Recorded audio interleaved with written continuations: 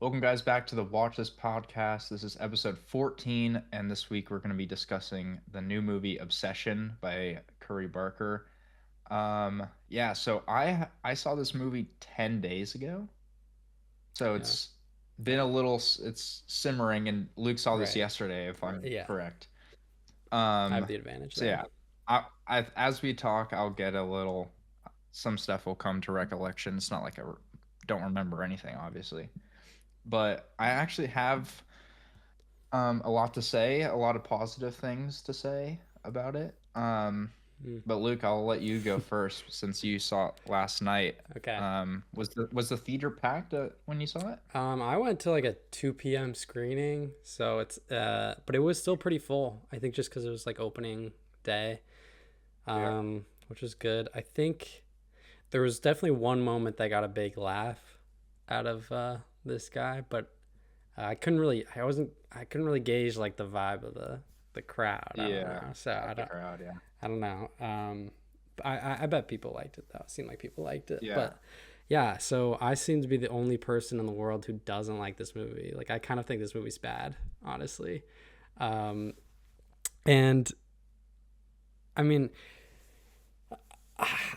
like there's a lot of things to start with. I'll just say I really my favorite part of the movie is the opening, kind of like 20 minutes or so.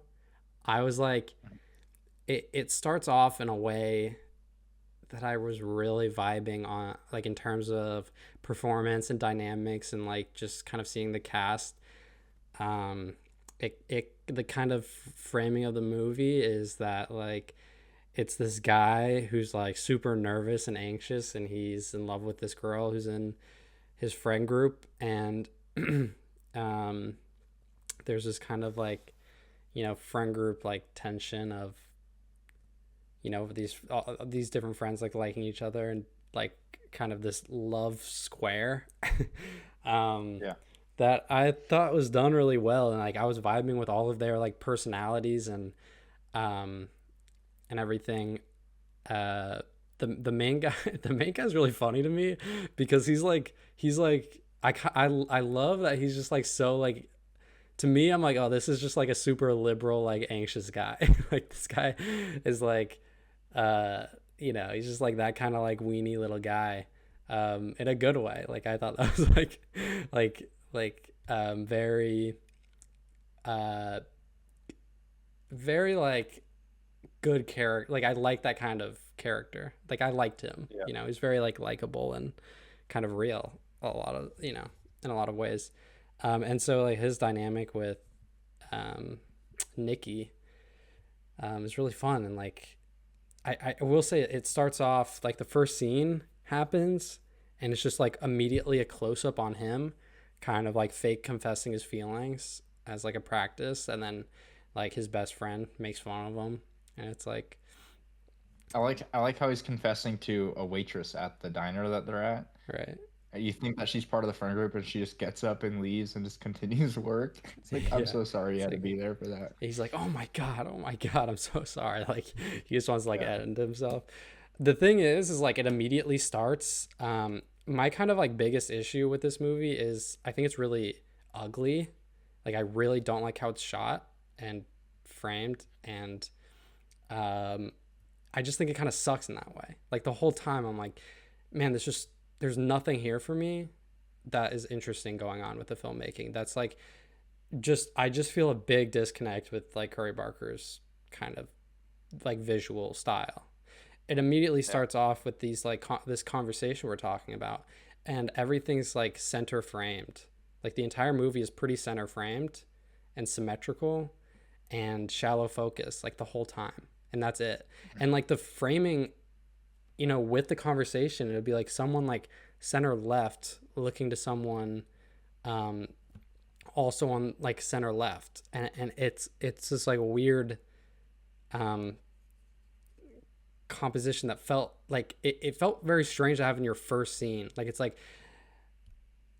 that's we're instantly there, and it feels like there's no, I don't know. I mean, that's like a formal thing that just I just don't think it worked, and I just kept feeling that throughout like a lot of the movie is like, um I'm not gonna say that like there wasn't any like interesting images, but I don't.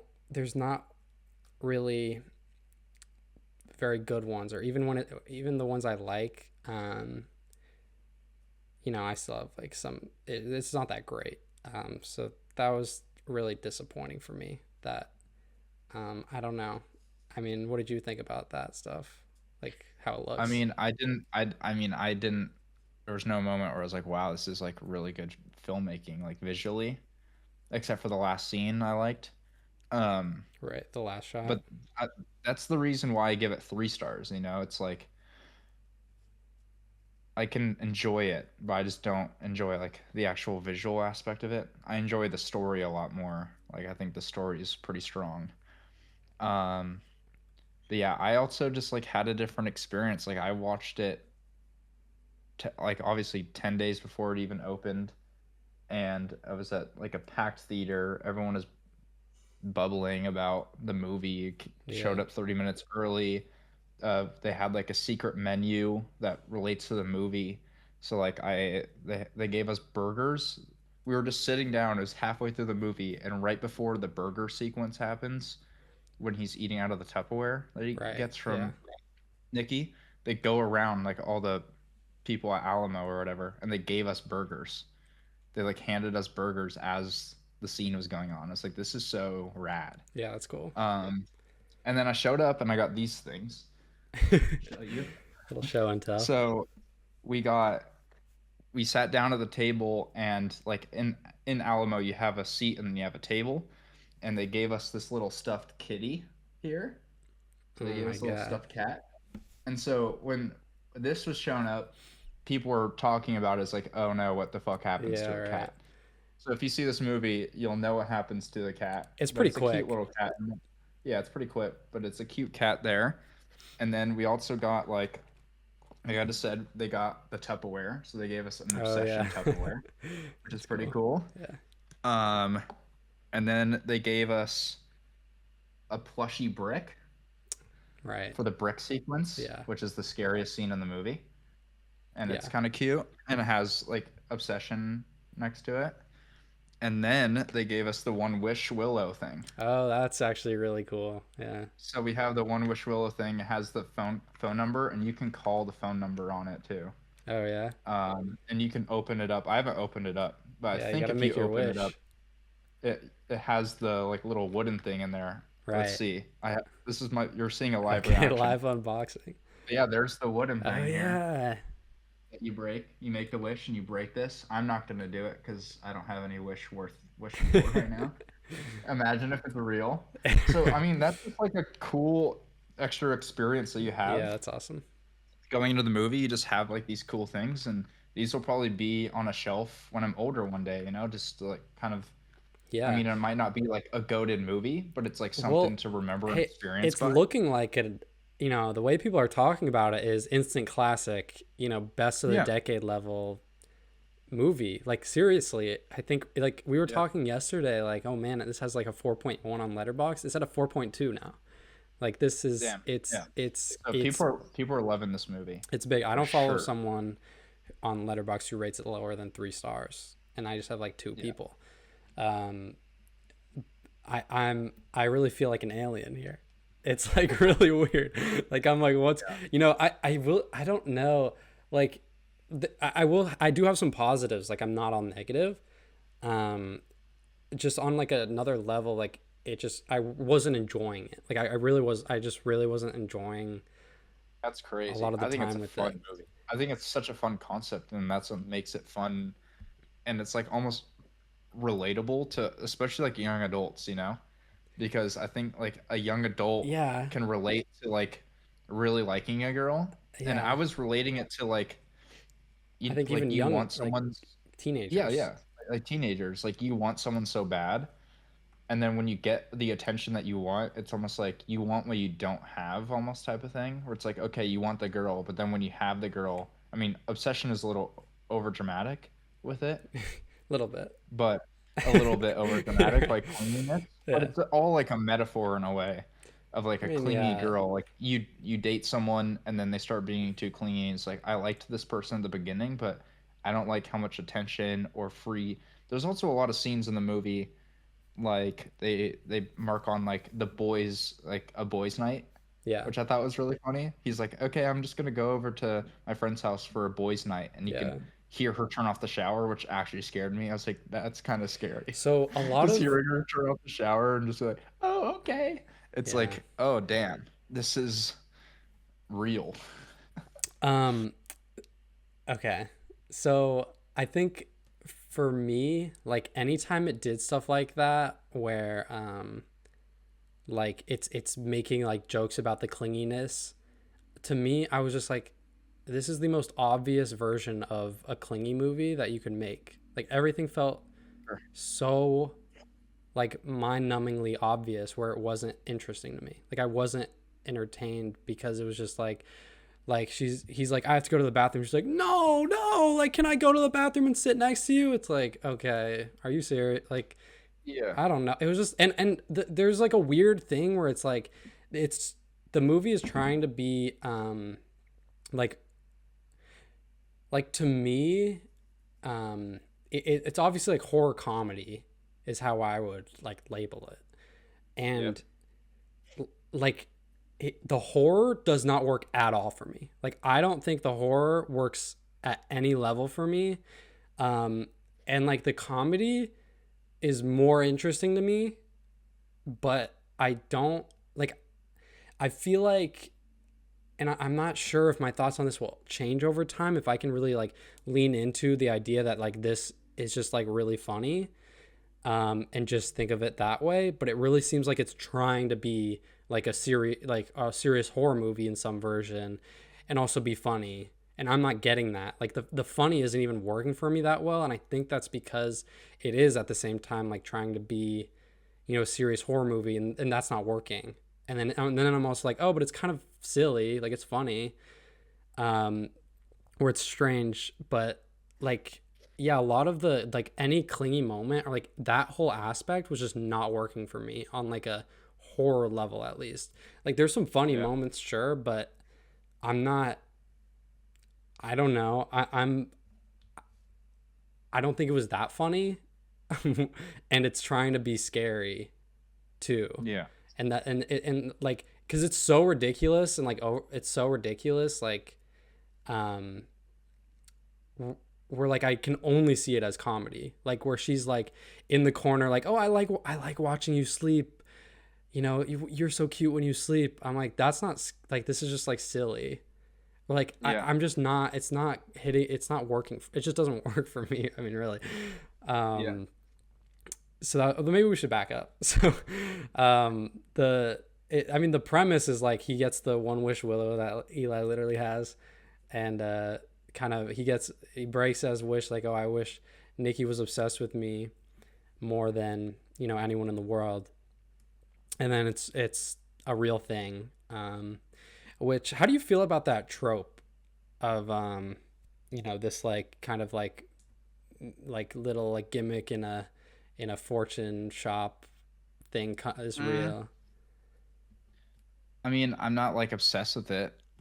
Again, like I don't know. I think maybe it's just like when I was in there, I was just like, well, also I was drunk because in like the one of the opening scenes, you know how they talk about like they all order shots at the bar and he orders a pina Oh yeah, colada. yeah, yeah, That was one of the secret yeah. menu I like items, so I that. got a pina colada. So I was getting drunk Oh off a yeah, pina colada in the theater, and it was kind of funny because I made fun of him for ordering a pina colada, and I was yeah. drinking one. I was like looking around, like I'd I'm a guy drinking a pina colada right now. Um, but I don't know. I just didn't like dive too deep into like the things I would usually think is stupid because I think to me the way I approached the movie was this was gonna be like a silly movie. You know, I yeah, never went into it being like this is gonna be scary.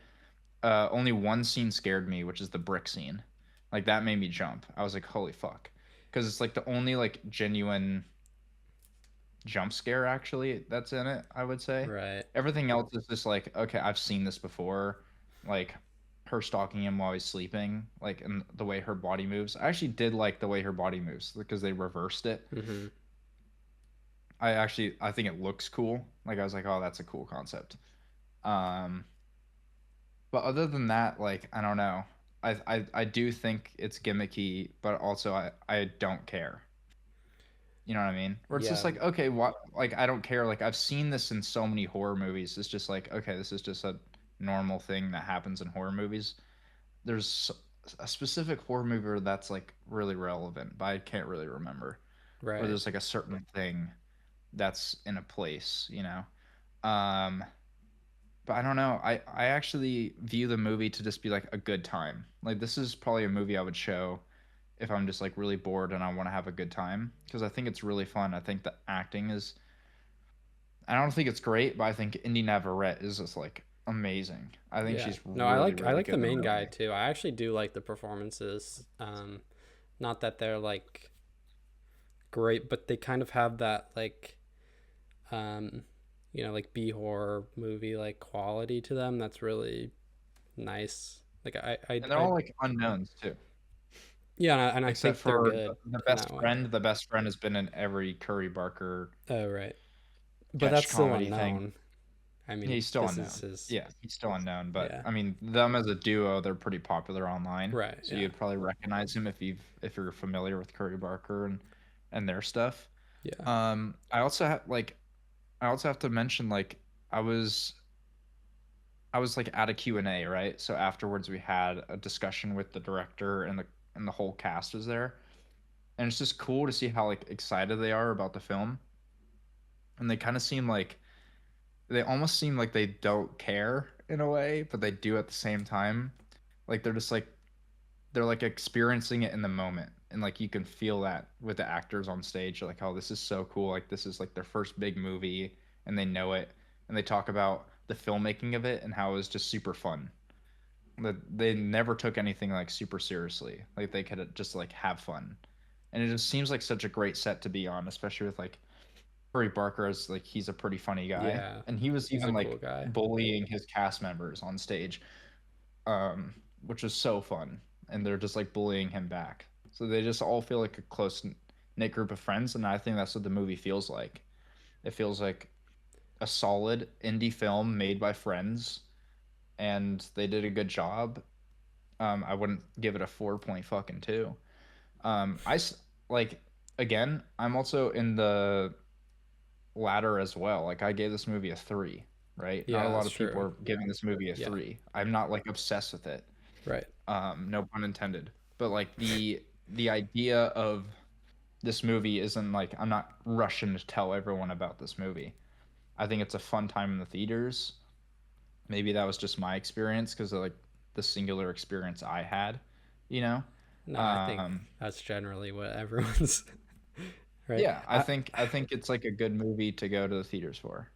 Yeah, It's nothing to no. write home about. Yeah. I I was like waiting to get out at the end, like honestly. Yeah, bro. Um Like you like I feel like I just like had a good time and it was like in one ear out the other. I actually relate this movie a lot to like Talk to Me.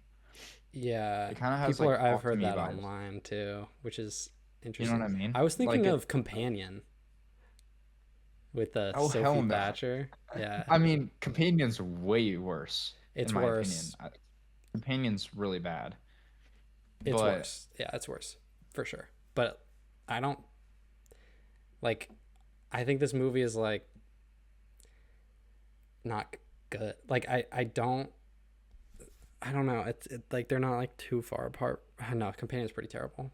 But like I don't think this movie's good. Like I think like so we were talking Curry Barker, you know, you sent me a clip and Curry Barker's talking about this like modern jump scare thing he's like coining where he's trying to like surprise the audience not through a jump scare but through like a situation, I guess, that's like like he wants uncomfortable. you to like be disgusted or uncomfortable. Yeah, there were like everything that happened in this movie, I saw coming, like almost every time. And I'm not. Let me preface this for like the listener, because I don't think you should go into a movie trying to guess what happens next. Like that's a terrible, like stupid way to watch a movie, except for like maybe a murder mystery, right? But like I think when something is supposed to shock you and it doesn't, and you kind of like felt like saw it coming, like I think that's an issue. Like, you know, and I Yeah. like we're like I remember like, oh, they're playing Jenga and with the things on them for the boys' night, and there and I look at him next to, you know, the other friend, and I'm like, oh, it's gonna say kiss the girl to your left, then it says, oh, kiss the girl to your left. Or like in the shower scene where I'm like, oh, you know, he's like saying, you know, oh, I'm gonna go to a boys' night. I know, like, I just was like, oh, the shower's gonna stop, and that's what's gonna make her freak out. Like these things just like Yeah. really clock to me, even when they're talking in the car with the brick scene. That's, you know, that is like a, you know, better moment of the movie. But I definitely was like, I think it's more of like a typical jump scare kind of thing where like you see it, you know she's gonna come out, and Yeah. I think it's just more about the timing. Like Curry Barker was actually particularly saying that that scene is super hard to shoot. They only had 3 panes of glass to work with their budget, because oh it's like yeah, fake yeah, glass, obviously, right? But some of the people that were delivering it dropped one of the panes of glasses, yeah, so they only had 2 takes of that shot, and it was really hard because he wanted Indy, the actor for Nikki, to come in at a certain point of when the girl in the car said something, but the thing is she can't hear when she says something, right? So she has to like time it perfectly of when she mm, says a certain thing, she's entering frame and she's already in frame, but you're listening to her talk, so she's already in frame running. Because like when I watched it, I didn't notice her running until the last second because they're so focused on the girl right, in the car, yeah, yeah, and then she just comes to the pain and just fucking kills her. right. That's what like shocked me. I think that's like a good composed sequence of timing that Yeah, I I thought was think it's cool. good.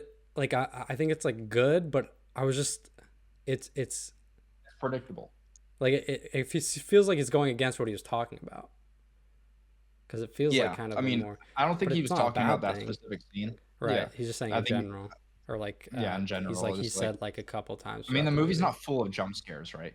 Yeah, Like the no. movie's not full of jump scares, and I think that's like kind of what leads into his thing. I also was like, as soon as he made the wish and this started going bad, my first thought was, oh, go get another, buy another wish, like go get another one. Like, why isn't he doing that?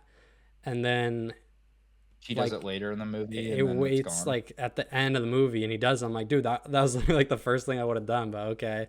And then he's like, and He's then kind of like a bitch. He's kind of a bitch. He kind of like lives with it for way too long. yeah, I mean, so that is actually like an interesting element to it where he's kind of in the wrong, because I think he wants to keep this going. Like he's lying and like kind of wants this, Well, there's which something that happens that makes it even more fucked up. Is remember he calls the company to like reverse the wish, yes, which I think yes, is the funniest scene in the movie. The guy on the phone is hilarious. He's just so deadpan. Oh, we don't do that. And he like right, makes him think he could do something, and he's like, "Oh, can I do that?" He goes, "No, we don't do that." I thought right, that shit was hilarious. But then he's like, "Do you want to talk to her? Do you want to talk to Nikki?" And then you hear Nikki screaming for help. I think that is really interesting because then it's like, oh, this Nikki is not actually the yeah, real Nikki that you're in love with. And then he still kind of sits with that for a little bit. And then before he even goes out to the car, before the car brick scene, right? Nikki, the fake Nikki, is kind of sleeping in the bed. And then the real Nikki kind of wakes up and is like, yeah. kill me, kill me. That's I the best think I scene in would the fucking movie. kill her. I think I would fucking kill her. Like for sure. No, I Like think I would uh know what's going on. I would know what's going on, and especially like this the whole situation is so bizarre. I would fucking kill her well, because wouldn't you it's just like kill you're yourself? helping. I guess. Because you But like know I that want if to you live. okay, yeah, yeah, It but would then be you have to get fucked away with up. murder and all that. I mean, it's just There's like, also another really good scene that I reminds would me go of make like another wish, make that guy the not real wish for Nikki, $1 billion. Coming out. It kind of reminds me of there's a sequence after they're talking in a diner and Nikki stands up and does this thing where she goes, "No, no, no," and she's screaming. I Yeah, think yeah, that shit's ridiculous. I don't like that scene. yeah. But right after that, it follows with a really cool scene where they're having sex. Oh, okay. And I didn't really notice it, but when Indy was talking about the movie afterwards, she says that was the hardest scene for her to film because she almost had to act like she was getting raped, basically. Because if you watch the movie, the whole movie is in the main character's perspective, Bear. So you're Yeah. all in Bear's perspective. There's only one shot in the movie that doesn't have Bear in it, which is when he leaves and she's peeing on the floor when she's just standing there. That's Yeah, the only that I scene like that moment. It's like an there. Exorcist callback. That's the only scene where Bear is not in it. Every other scene, Bear's in it, which is crazy. They're just describing this, and so when they're having sex, you're in Bear's perspective, right? And so when you're in Bear's perspective, it sounds like she's having fun, right? She's laying there like a stick, and she's moaning, right, while they're having sex or whatever. And then if you look closely, because the room is really dark, it's not like the best lit scene, but it kind of works in this instance because if it was light, you would see it more. But Indy's character Nikki is crying, so she's crying while she's having sex, but then she's moaning basically. Mm-hmm. So it's basically like she's getting raped. Like she doesn't want to have sex with this guy, Yeah, I was which I think definitely. is super interesting because that's even before the whole call thing happens, where it kind of like leads you into believing that Nikki is not actually there. Like the fake Nick, Yeah, the real Nikki's coming out in that moment, which is like really cool. I also like the dynamic between him and Nikki, especially before, yeah. I was gonna say I where only like it like before, where but like she's kind of flirty and I would kind of believe yeah, like I would kind of be yeah, like that. I would fall. She's very pretty, by the way. yeah. And he never is gorgeous. I was And initially thinking oh, I would she have just a goes crush on her. psycho because of this wish. Like, I don't care. I'd be great. I'd be happy, and then the rest of the movie Yeah, happens. exactly. But it's almost like the dynamic between them at the beginning is like she's flirty enough to where Yeah. he would believe that Well, she likes him actually, enough. I think she 100% liked him. Yeah, but then what about the plot twist where she's been having sex with his best friend? I think that That's really like weird. That surprised me, by the way. I was like, what the fuck is this best I kind friend? of This saw that friend is coming. so I fucked. don't know. I felt That best that. friend is so fucked. I was Uh, like, this is so fucked. yeah. Well, Dude, and then the I thought that because I was like, he's trying like really hard to stop this. Like, I bet they have something going on, or, at the yeah. beginning, I but actually not I as think like the a one negative thing that I one picked. flaw that I really see within the dynamics of it being early on, um, the girlfriend Sarah is her name, if I'm looking correctly. Yeah. So Sarah. So the friend group is Bear, Nikki, Ian, and Sarah, right? When I first saw the movie, because like especially after the bar scene, Ian and Sarah are always driving together. For some reason, I thought that they were a thing, and maybe I'm just super stupid, but I kind of thought that, right? Mm, And then they kept mentioning Sarah liking Bear. mm. Like even when they're in the car and Nikki's like talking to him and is like, "Do you know that Sarah likes you?" And he goes, "Yeah," or whatever. At first I was like, "Who the fuck is Sarah?" And then I find out later it's like the girlfriend, right? Uh, I'm like, "Oh, she's liked him this whole time." And then she does the confessional thing and then she dies. I'm just like, "This is super dumb." Cuz for some reason I thought Ian and Sarah were together. And then I find out Ian was never with Sarah and was just fucking Nikki. I was just like the dynamic got ruined over time because I was like this is just too confusing. They didn't like lay it out clear enough towards like they're all just like four friends, right? I thought they were just like the two people out where like Ian and Sarah were dating and then Bear and Nikki were the single ones. uh, You know what I mean? Maybe that's why the plot twist of Ian fucking it's like a Nikki double was like, plot oh, twist for you. I was like, what the fuck? You're cheating on your. It was like the weirdest thing. Yeah, I didn't. Yeah, I understood that they were like all single, I guess. Platonic? Yeah, Yeah. like that was my vibe. But I could see how you would think that because it Because they're always attached in some way, where it's like even like inviting her right. over to the boys' night. It's like no one goes except for her. It's like, oh, they're dating. You know what I Okay, mean? And then the right. kiss thing happens. Kiss the girl to the left, and you can kind of see Sarah kind of I think it excited. was because early on, Nikki was like, "Oh, Sarah likes you," right? Yeah, So I yeah, was like, "Oh, I don't know," but I really like the friend group. yeah. Like that, They're really good. like again, like the beginning I think is the best part. I was even thinking so far as like, oh, I really wish this movie wasn't a horror movie, and I wish this movie was just about those four friends and like this dynamic, and like they start dating. Like imagine like it's like that those four friends at the beginning, and then like the kind of movie, they start dating kind of maybe organically, but then they find out that like, oh, Nikki and the best friend were having sex before, and like Yeah. Sarah, So no right, one was Willow.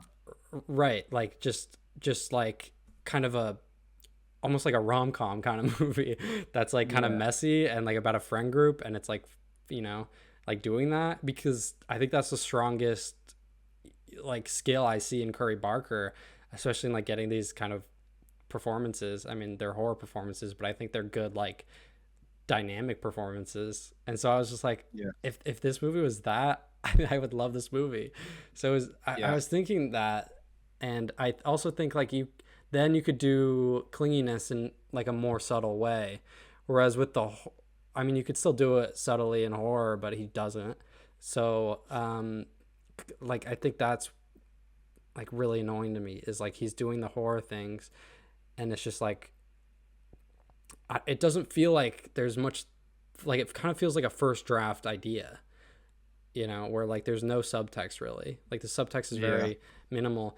My biggest positive, which we've been talking about, is Nikki being like possessed, like it not being, you know, the real Nikki. Like that is a great idea, like that Yeah. adds like a way more interesting, you know, dynamic to the story.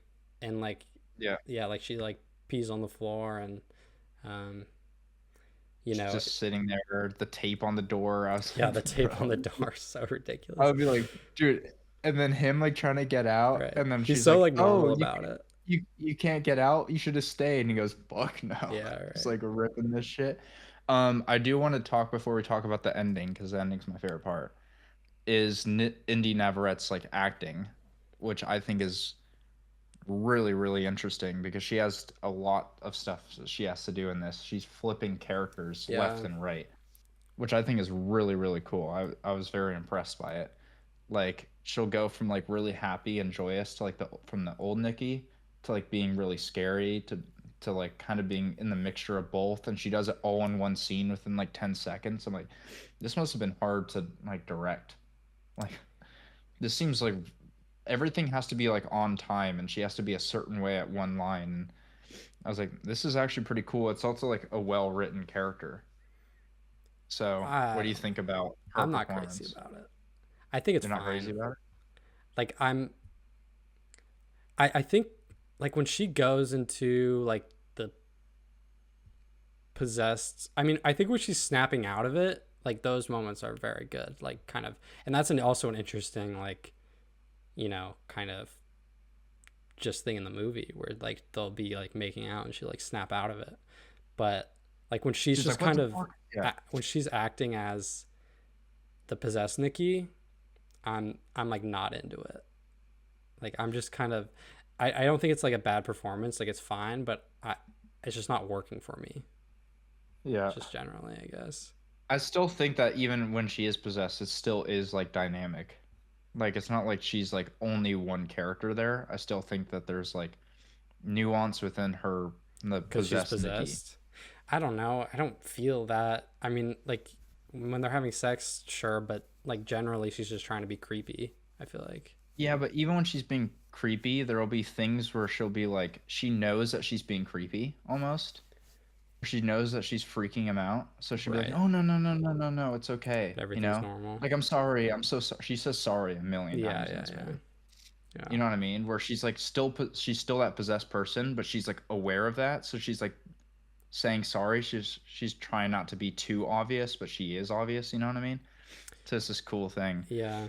Um I yeah, was and then the cat scene is like right. fucking disgusting. That fucking sandwich looked Yeah, so that was gross. gross. I was I like like that. That's a good idea. I was like, I bro, also that's like that fucking moment. the fucking sticky note. It's like I hope you like Right. kitty or something. I'm like, what the fuck is going Yeah. on? She's And like, what does he's that like mean? What does throwing that up. mean?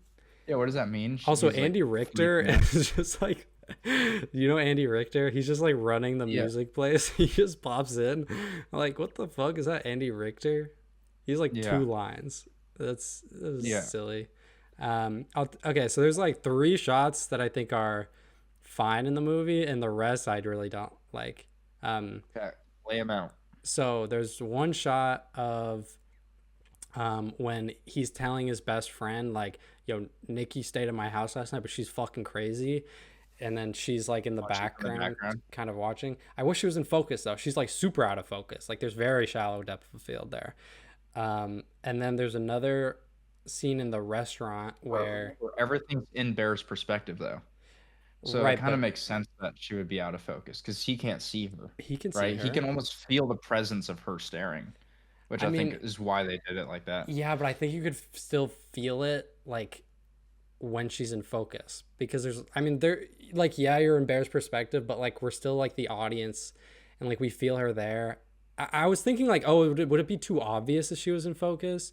Like maybe, but I think like if she's creepy enough as a presence, like it would still be like creepy because even so, there's another shot that I like where he's taking a phone call at the dinner date and like it dollies over and he's talking like Yeah. behind the thing and then she like stands up and goes around, which is fun, and like is kind of like standing beside the table, like kind of standing there.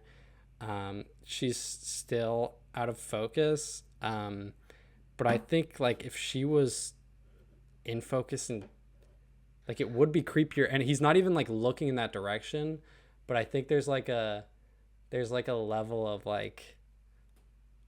um like he doesn't know but like we know, like we Yeah. are aware, and that's scary. I also just think it looks better, like it's just more like aesthetically, especially when like the whole movie's out of focus, like maybe what you're saying, where like, you know, in the first shot like you feel her presence, it might work, but the whole movie kind of is has like, you know, shallow focus. Maybe that's just a flaw in like Curry Barker making it all in his perspective. You know, because kind of feel like it, like if I was going on that route where it's like, okay, it's all in this guy's perspective, you kind of are gonna go that shallow focus route, or your cinematographer is gonna be I like, don't know. yo, like let's go the shallow focus route because like everything behind him doesn't fucking matter, But and that's like in such any like a, other, like I think that's such a misunderstanding of like film. that's what I'm saying. Like I That's don't. I'm saying Oh that's probably yeah. the concept of why that even was a thing. Right, as like from, I'm yeah. not saying that they're like rookies and they're just Well, are you like, saying they shouldn't have made it in his perspective? yeah, that's what I'm saying. I I'm don't saying they shouldn't agree. have because well, I'm not saying they shouldn't have or should have. I think that's I'm saying is that that's the cause and effect that they probably went through. Right. Of like Okay. all in his Yeah, that's fair. perspective, shallow But I focus. think they could Like that's probably still, the they thing that could they're like make it thinking. in his They're like, oh, we're smart. perspective and it be in focus and look good. Sure, but their perspective is like, oh, let's just make it all shallow Yeah, focus and right. make this interesting in our own way. Where it's Yeah. like, I mean, a lot of people are probably loving it because of that. Whereas like you just prefer the more depth in the frame. Yeah. Um, so it's just like, Which, you know what I mean? yeah, I Okay, was thinking of what's the third shot? third shot, which I was worried about, but so it starts like he goes in the crystal shop to get the stick thing, and he goes up The to the second time? counter. No, the first time. Okay. And like the shop, the guy at the counter, or girl, I think it's the girl in the first one, is like very Yeah. centered, and I'm like, oh my god, another like center shot, and then but there's a mirror in the back, and then you can see his face in the mirror.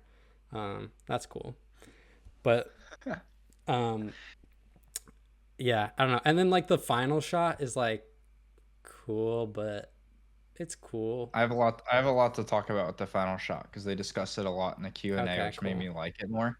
But like leading up to that final shot, he goes and gets the second one wish willow, and the guy at the counter has already made his wish, and so he like knows it's a thing, and it's real, and he kind of he lets him know that you can only make a wish once, so you can have someone else make a wish for you, right?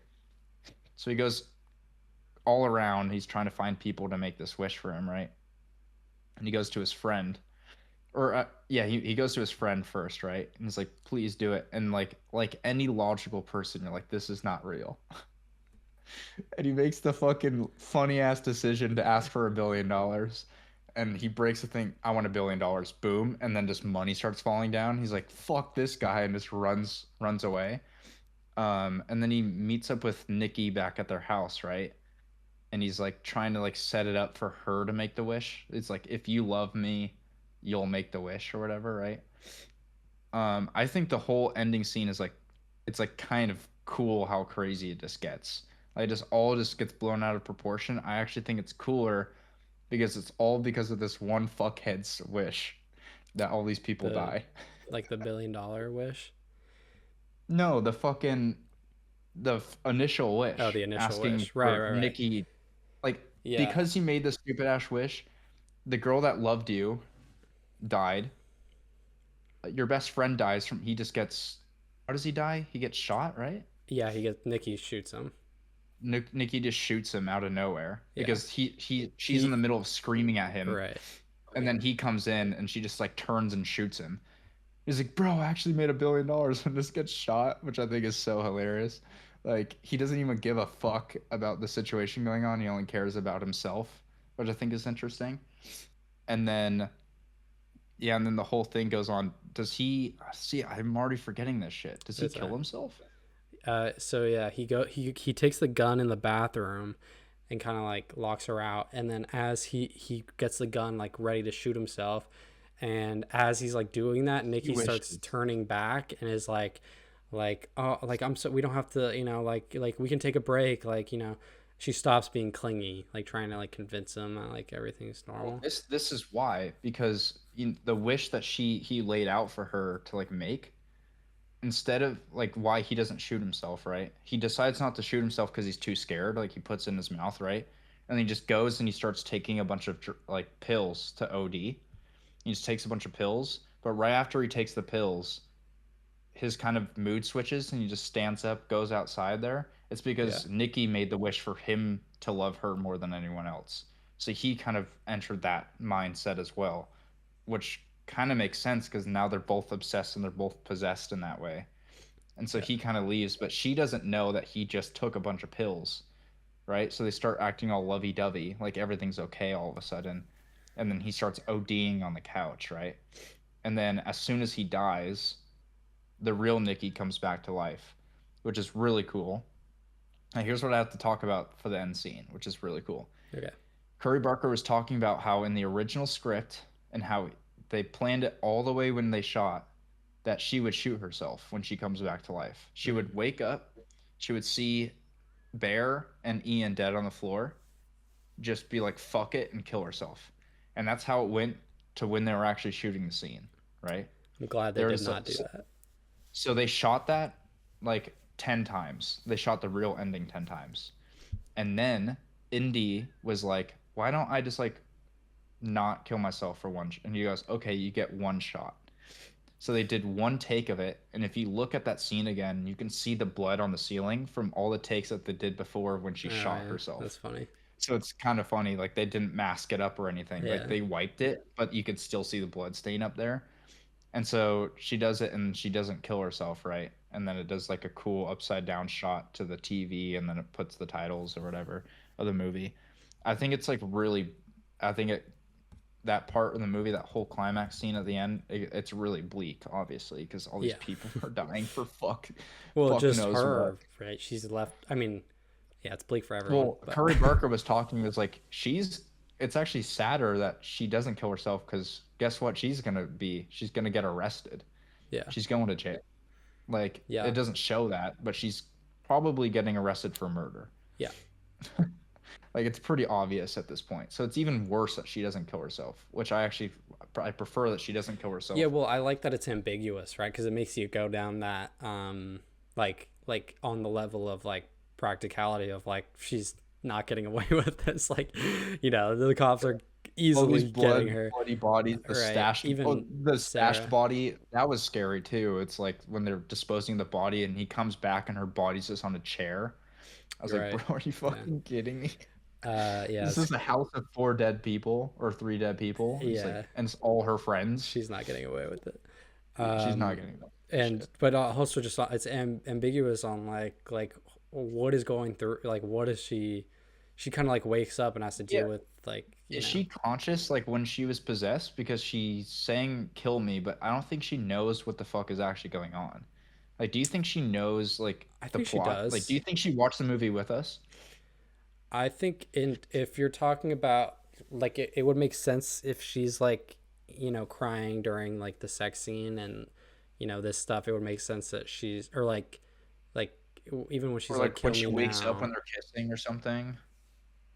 Yeah. But Right. it could also just be like a scene from like she's in darkness, and then she's aware that she's possessed. I don't know. I probably you're right But though, that she does know what's going on. yeah, I mean, you could think what you want. I think it's Yeah, more you interesting if could. she's awake. So I'm gonna take Yeah, that route. yeah. Um, yeah, I was thinking of like how we talked about like music builds and then nothing. That Curry Barker was talking about like music builds and then nothing happens and like that's like cheap. Like stuff something should happen. Do you remember that when he said that? Well, he was saying that he doesn't like when like a song goes up and then it's like a loud sound during a jump scare and the sound kind of assists with the scare. He doesn't like that where it's just like boom, the like Okay. sound assists with the scare. What were you saying about it though? Because I was thinking like when he has the gun to his head, is like the sound building and then it doesn't happen.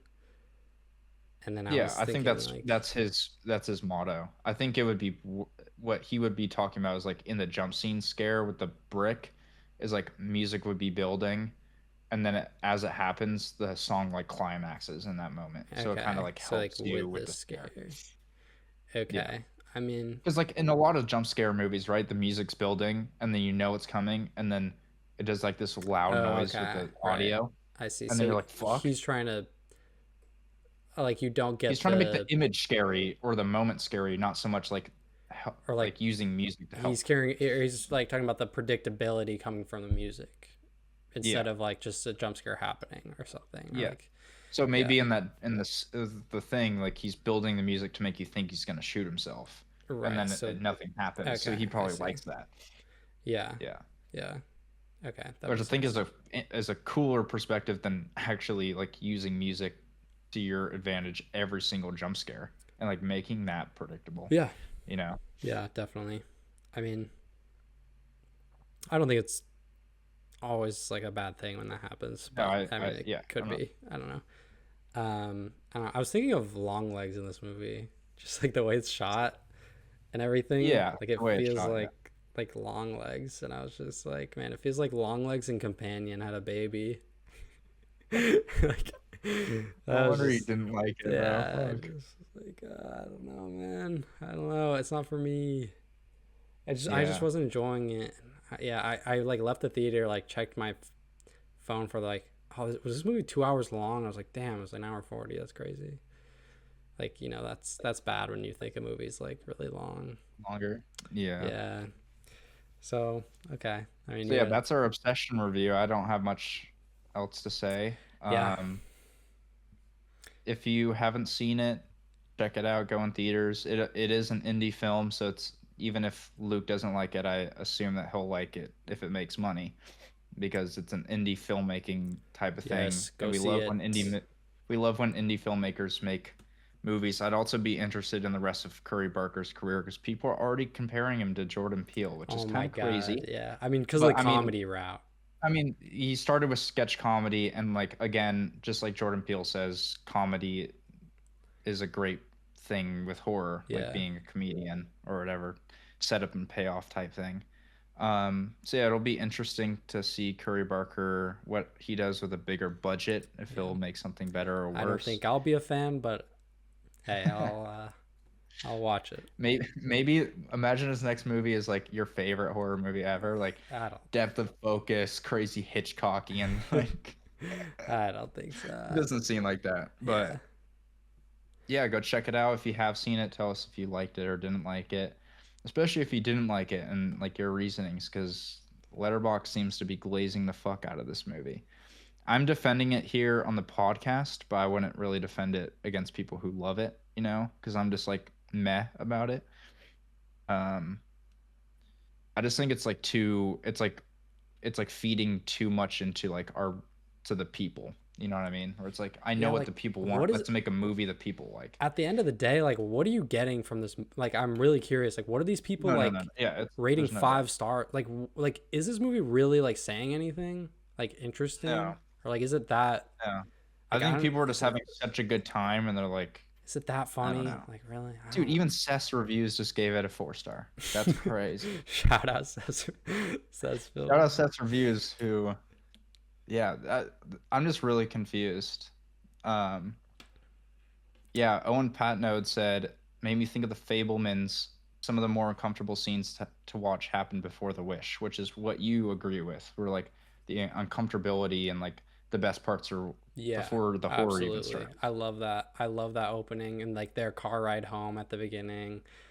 It's so good. But Yeah, I don't really like and like that it's still not shot well, but I don't really like I can like kind of let it slide more because I'm like a lot more interested in the dynamic and everything and it feels yeah. like realer and then when she just Maybe goes that's why into the people like it, is because they like that dynamic, and then they like to see it switched. You know, where it's like the guy yeah. who the girl, it's switched when the girl likes the guy type of thing. Um, okay, so we're gonna talk about what we watched this last week. I'll go first. I didn't see that much, Okay. but That's a um, first. on start, that's a first. Yeah, I mean, still a lot. It's only been like 4 or 5 days Yeah, that's since we true. last filmed. So well, technically 4 days. So I watched 9 movies in 4 days. So Okay. um, That's a lot. I, I watched Girl Interrupted for my mom. So for Mother's Day, my mom lives in Oregon. I live in Austin, Texas. So I was like, Mom, would like, since we can't spend time together, like give me a movie to watch. And she gave me Girl Interrupted, which I was like, because I knew I wasn't gonna like it, and I don't. I just don't like that style of filmmaking. I don't like that story. I don't like One Flew Over the Cuckoo's Nest. So like, why am I gonna like mm, Girl Interrupted? mm. There's definitely some interesting parts in it. I think the best part about it is the dynamic of the people, which is the best thing about One Flew Over the Cuckoo's Nest. But it's just like so disgusting to look at, and it's just like not fun, and it's just like, It's like yeah, whatever. obsession. And it's like Jared Leto's character is really weird. Like I don't like his Bro, character. I didn't even know he was in that Um, movie and I've seen that. yeah. So I mean, I gave it 2 stars. It's like the most bland ass movie ever. It's like the most, of course my mom likes it type of movie. You know what I mean? Yeah. And my mom loves Winona Ryder. So Me there you too. go. And then I watched a masterpiece called Jack and Jill. And now let me say something before, like, a half star for me is literally the rarest rating ever. I've seen over 2,600 movies and only 8 movies have a half star, and this was the ninth edition. So it's very hard to get a half star out of me. Most half stars actually have come from like this decade. I think more than half of my half stars come from this decade. Um, so I was actually coming into Jack and Jill. I was like, I know this movie's ass, right? And it was kind of the I want to see how ass it is type of thing. Where Mm. it's like, okay, I know how like this rating is horrible. Everyone hates this movie. It's like I don't like Adam Sandler to begin with, so like let's start and let's see if it's that bad. And it's Mm. easily his worst movie. It's just like so bad. Al Pacino's in Nothing that good. movie. I can say about it except for the Al Pacino final music number with the Dunkin' Dunkin' Donuts. Donuts. Yeah. I was like, this is actually so fun. And it's like the whole movie kind of builds for that. Like the whole movie is built for that to even be a thing. Um, I don't know. It's just so stupid. There's like a lot of like, I mean, it's trying to do this. I don't think Adam Sandler as a girl is just so weird. I just don't like it. And I was like, for most of the movie, I was like, this isn't a half star. This is maybe a one. And then the more I was thinking about it as I was watching it, like, there's literally been nothing I like about this. There's Mm. not like one redeeming factor. So then by the end of the movie, I was like, yeah, this is bad. And then the after credit thing with the Dunkalicious thing with the Dunkin' Donuts thing happened to the Al Pacino. And it was like, man, is that like worth to bring it up from the half star I was just thinking? And I was like, Yeah. no. That was like my experience with movie 43. Yeah. Except movie 43 is actually good. No. And then I rewatched Devil Wears Prada 2 in theaters, and it's as good as I saw it the first time. It's still super, super good. I almost cried again. Really? This movie makes me almost cry tears of joy. I think the biggest thing for Devil Wears Prada 2 that I like and why I like it more than the first one is the community that is felt there. I think Meryl Streep's character is a lot softer and she's more human in this. And I kind of relate to that where it's like I love my job that I have now and I love that I'm friends with the people that I work with. And I even saw this with a coworker of mine. He's a server at my restaurant, and I went to go see it with him. And it was just like, man, I kind of like the idea, like why the end of the movie makes me so emotional, is like everyone gets a promotion almost, and they're all happy, and you feel it's almost a feeling of being safe in the workplace that you're at where it's like there's so much chaos in the first two movies, most of the second one, where the job isn't certain. And then all of a sudden the job becomes certain and she's happy with her job, she's happy with her But relationship. that's She's bad in the no, I love context it. of Devil, because that No, I the love it. place of work is supposed to be not a good thing. Like it's not I like an know, but I important like how thing. it turns around. I like But how why? like work because she proves herself. Like I think Anne Hathaway But definitely but proves herself in this that movie. place is supposed to be like a bad thing in the world, like to put value on. And the movie just leans into it and Sure. like, oh, this is actually a good thing that should exist in the world. No, I disagree. I think like being like carefree at your job and like having that I felt everything that everyone is feeling because they all got what they were striving for and Meryl Streep is like Yeah. has gone through a lot. She even says something, write the book, talk about how much of my kid's life I've missed. And it's like, All man, right. this is actually really sad. There's like there's humanity behind the asshole that she is for the first two movies where she's like that's just a front kind of thing. And it's like, I oh, this think is you get so that from the sweet. first movie though, and it's I way more don't. I subtle. really don't. Well, it's just I subtler. Like don't this because movie makes her superhuman, but I think it's worse I think I don't know. I think there's because still like she's so the more anger interesting. within her, but I think like the fact that oh my gosh, the scene that I really like is right when before the speech at the when after Lady Gaga is performing Yeah. and she's like thinking about the speech or whatever.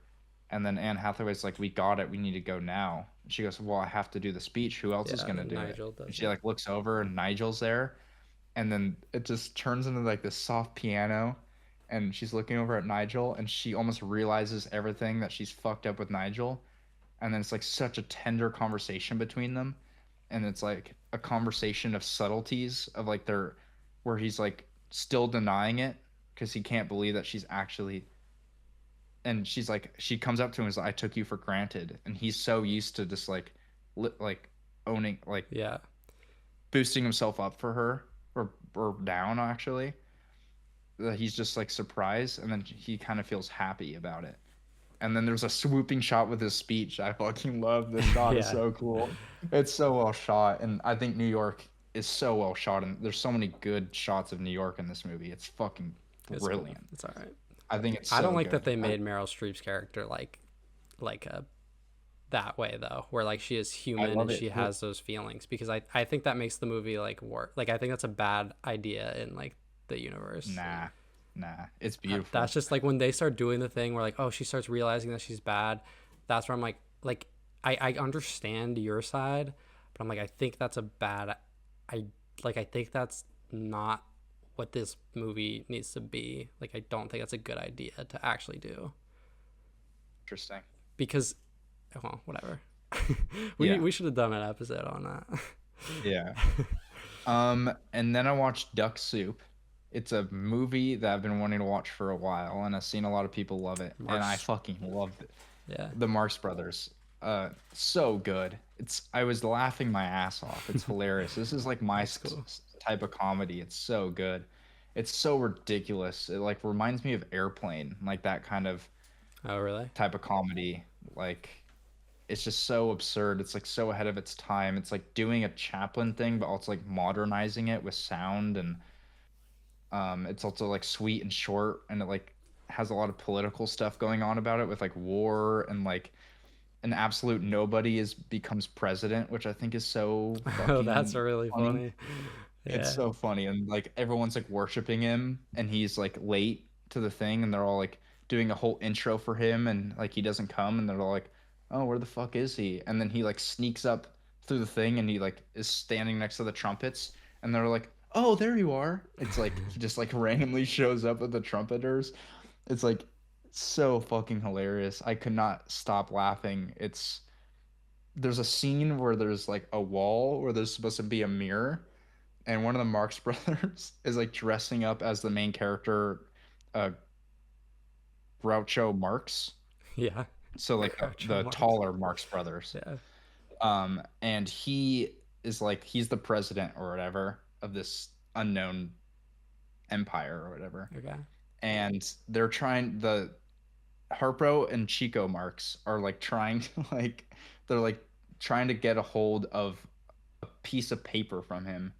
And so they start disguising themselves up to look exactly like him. So they all look identical. So there's three of the same looking guy, Mm. but you can tell the difference between them.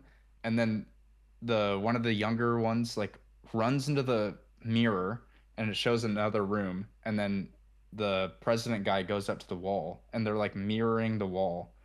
And it's like Mm. they're like perfectly mirroring where he'll like go over the thing and then he'll like lean over or whatever, and he's Right. also leaning over. It's like way too perfect where you can never predict Yeah. that. Or Yeah. like he'll just start sprinting across the place and he's also sprinting.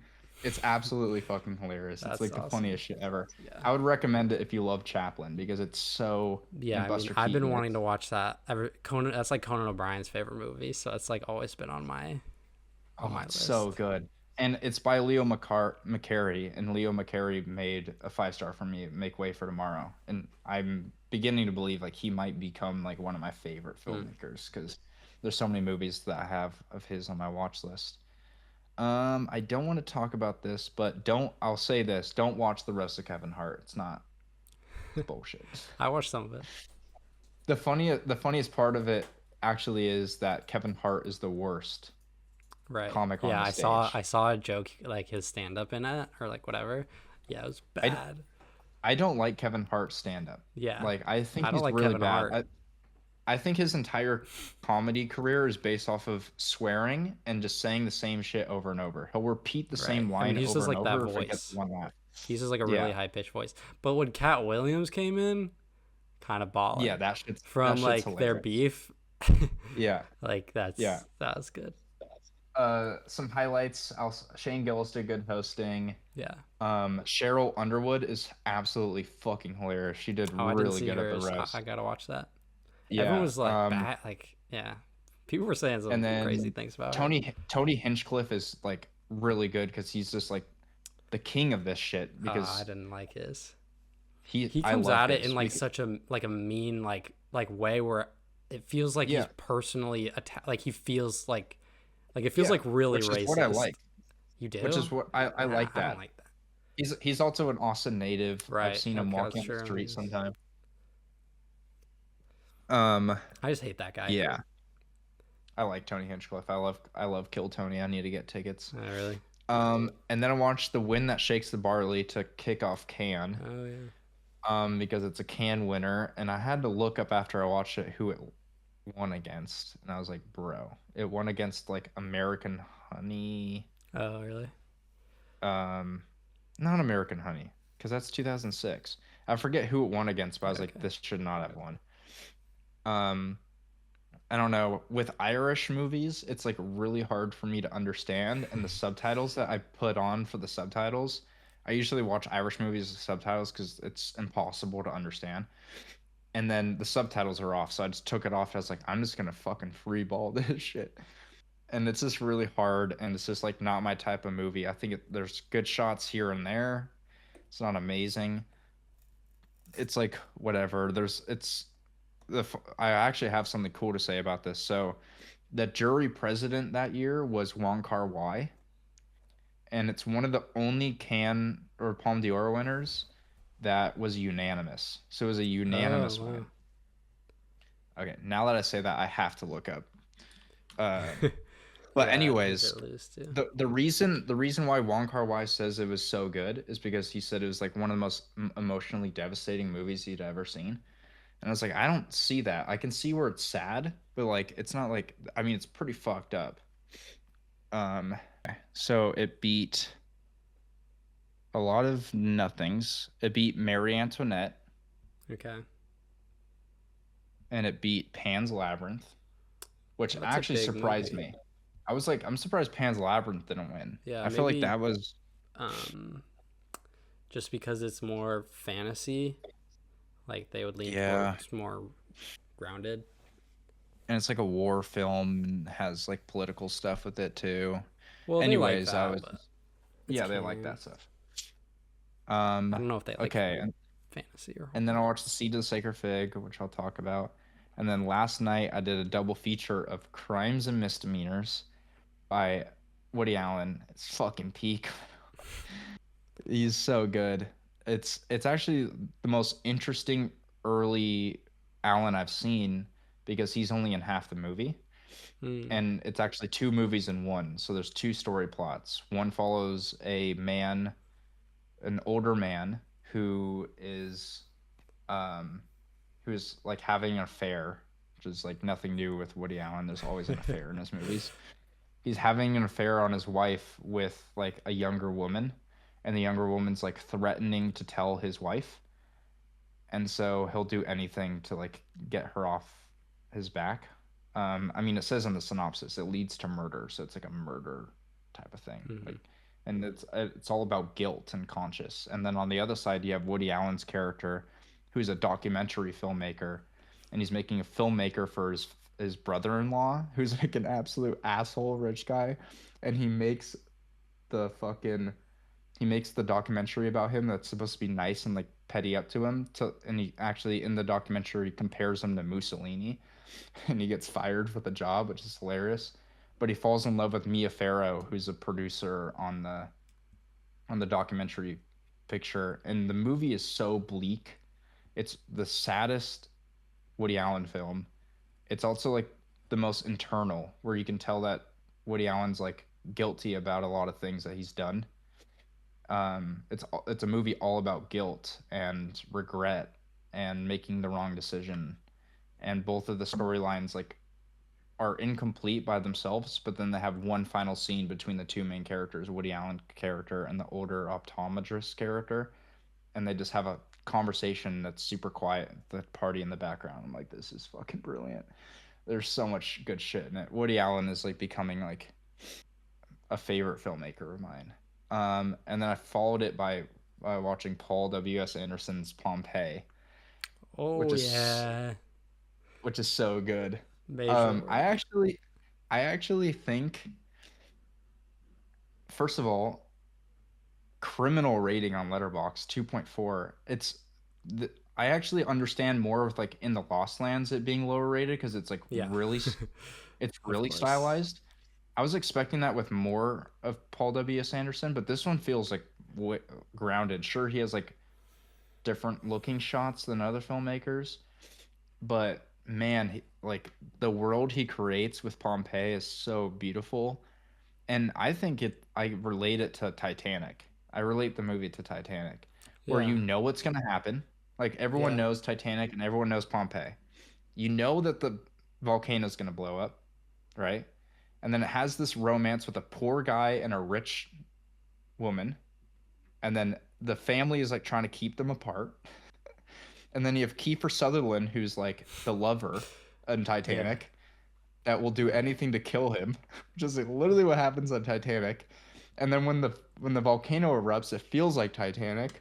Hmm. When the ship sinks, or it's like the second half of the movie, where there's this chaos and there's all this like people dying in crazy ways and like all this stuff, and then it has a really romantic ending with a horse, where you could say the same thing with Titanic, where like they could both fit on the door. You can say, could they both fit on that horse? They just jump off the horse and they're just like, fuck it, let's just die as we kiss. It's just like the funniest shit ever. And I'm like, this is so Titanic coded, where I'm like, I love it so much. And it's also stunning. I think Oh Paul yeah. W.S. Anderson should make every BC, like, I want to see him make like a Oh Jesus yeah. movie. Or I want to see him make like I think a he's. Tower of Babel movie or like a Garden of Eden or like all these Bible stories. I think he would I think he would his offend style of people if he filmmaking. did. Like, I don't think he's not Sure. grounded enough. I'm Like, not saying him, I'm saying like in that style. You know I what I mean, I mean? would Like like it, but I don't think like people would let that slide. You know what I mean? Like, A Paul W.S. Anderson Revelation movie would be fucking sick. We that's just true. need this Actually, from him, that's bro. true. Just like all these demons and Similar. angels fighting. Yeah. Oh my gosh, it'd be so good. So I'm gonna be. I actually think Paul W.S. Anderson will be a filmmaker I can just go to when I'm like having a bad day. It's almost like a blockbuster that's good. Like he makes good Exactly. Like blockbusters. that. Literally. Yeah. Like He makes he's. like blockbusters that aren't blockbusters, but they should be blockbusters that are good. Yeah. And it's like, okay, if I'm in the mood for a blockbuster, like a turn your brain off, visually stunning movie, I think I'm gonna go to a Paul W.S. Anderson movie. Like, why go Yep. to Avengers or like Top Gun or shit like this when you have fucking Paul W.S. Anderson? Yeah. Like, I'm so excited to dive into it, Really his good stuff. filmmaker. Like Event Horizon looks sick, Resident Evil looks sick. Yeah. I want to go through all the Resident The Evil Three movies. Musketeers looks really Oh sick. I want yeah, to that watch one the. looks so Oh, good. Death Race looks sick. Death Race looks like a movie that I could like, just like how Speed Racer is well liked. Hmm. Like it just seems like it would have that vibe of just like so CGI. Who gives Yeah. a fuck? Just like super fun, exhilarating ride. So yeah, that's what I watched this week. I'm super excited. Okay. Cool. Uh, Let me pull up mine. I think I had like a decent week, but not crazy. I watched Party Girl, which came out in 1995, which is like this super low budget kind of comedy, uh, like drama more. Like it's kind of just like this stylized like low budget American comedy starring Parker Posey, which is kind of why I wanted to watch it because Parker Posey is Yeah, just the best. Like anytime yeah. she's on screen, she's just like instantly like compelling actress. Um, and I didn't like it because there was just like I don't know, there's just jokes that I don't were just not like landing for me and just like I wasn't really interested in really the stuff going on, but then there would be like something good that I like and I'd be like, okay, and then it'd be like kind of boring again and it was just all right at the end of the day. Um but I recommend it, it's definitely interesting coming from this kind of like non studio, right? It's like it's not backed by a studio, and so they are allowed to do some like unique stuff, filmmaking wise. Then speaking of unique filmmaking, I watched Holy Motors by Leos Crox. You know what's Um, crazy about this? The huh. day you watched it, it was in theaters here in Alamo. Oh shit. And I didn't go see it because I was working when it was Oh like a man. 2:30 p.m. screening. I'm like, make this an evening screening so I can Yeah. watch this, please. Yeah, it's definitely an evening movie. Um, it's really there's some stuff in this movie that's incredible, like straight up, like fucking great. Um, uh, uh, Den- Denis Lavant, I think is how you say his name. Um, Yep. you know, obviously All timer. very major actor just Yeah. that exists. He's tasked with playing like 20 characters in this movie. Um, so that is fun to watch. It's Yeah. like a crazy singular performance. Um, yeah, there's some really interesting like digital stuff in this movie that like it happens, and I'm like, I can't like this is awesome. Um, I I I think it just kind of I didn't get a ton from it. Like I just didn't get as much out of it as I wanted to. And that was just a little bummer because I don't know, I don't know. I don't know if that'll change over time. I was reading about it and I was just trying to like thinking. I was like, I don't know. I just don't think it like fully connects with me in this profound way. Um, but it's there, there's fun stuff and there's interesting kind of ambiguous ideas, you know. Um, Yeah. Then I had a fun little double feature like at night. I watched Dying of the Light, and in the morning I watched Dark, which is the director's cut of Dying of the Light. Um, this movie is What made the hell? by Paul Schrader, um, and it stars Nicolas Cage as like this veteran CIA agent who is trying to get this sort of revenge on a terrorist who like tortured him. And he's also dealing with dementia as he's going. And the way he finds out that this terrorist is still alive is that the terrorist is has this uh, like disease that he's gonna die from. That's like a blood disease, and so like really interesting, you know. Dying of the Light, I was it starts off pretty rough for me. Like, there's just some, which is the studio, kind of like the studio took it from Paul Schrader, and basically, it was also produced by Nicholas Winding Refn, and it stars Nicolas Cage, and so Paul Schrader like famously made these T-shirts that like for all three of them, and they all like wore it, and it's like kind of it says something funny like this isn't the like give us the real movie or something like that. Um, and then Paul Schrader ended up making like a real director's cut that eventually found its way into people's hands. Like I don't even think he was aware that it like was released to the public. I think like I watched on Internet Archive, and it's nuts. Like you can he cuts out like a lot in this, and it goes into like this like more kind of like more ambiguous like digital like experimental like stuff towards the end, and it's crazy. It's so good. uh it's just yeah, it's really good. um So the director's cut is shorter than the yeah, a wide lot. released one? Yeah, the Interesting. it's like the studio cut is 94 minutes, and the director's is like 75 minutes, so it's like 20. I uh don't think I've ever seen that yeah, where a yeah, director's cut is shorter. yeah, it's interesting. He literally cut it. I really recommend watching Dark, because Yeah. it's a bizarre movie. Then I'm so glad I went to the movie theaters to watch Mortal Kombat 2. Which, Are you? listen, it's not. I didn't.